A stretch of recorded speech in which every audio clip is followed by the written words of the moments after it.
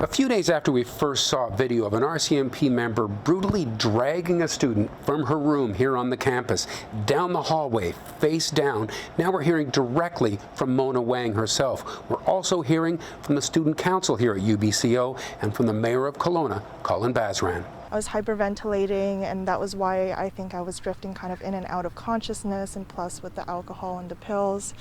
And so when she came, I was not really conscious. And so she came in and she opened the door, and immediately she was saying, "Mona, get up. Stop being dramatic." And so obviously, if you're already in a crisis like that, that's not something you want to hear. And so, I don't know, it was just like, it felt so intimidating, and I thought I was going to get some help, right? But she was just saying, "Get up," and she started making threats to me. She stepped on my arm. My face was completely swollen. I had bruises to both of my eyes. My skin on my nose was scraped off, and my eyes were bloodshot from the burst blood vessels. I had bruises all over my arms, my chest, and my hips.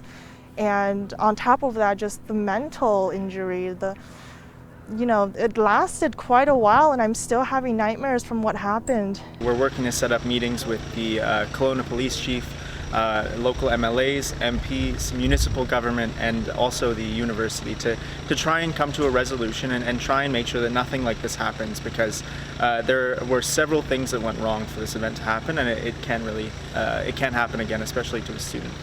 If that was a loved one of mine being treated that way when they needed help and were probably expecting help and instead got that treatment, it makes me really sad. So, what do you do about it, having seen that, as the mayor of this community? Well, certainly we want to hold those responsible accountable. And so we've asked for an investigation that is done quickly and transparently, and the results of that investigation made public so that we know the outcome. And so I am pleased that the RCMP are taking those steps, both to investigate the criminality potential, as well as a code of conduct internally, because the RCMP has a code of conduct that all members must adhere to, and certainly that needs to be investigated as well. For sure that RCMP do need more training in mental health and substance use, understanding what people are going through and responding with respect.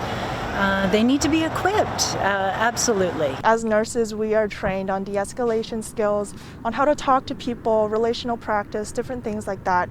And I definitely think that when police get in a situation like that, their instinct is to use violence. I think there should be a lot more education involved on de-escalation, because I work in a neuropsychiatric unit. We deal with combative patients every day, people who are verbally abusive, who are physically abusive, and yet you never see us with our boots on their head. It's important to note that no civil responsibility or criminal allegation against Constable Browning has been proven in court.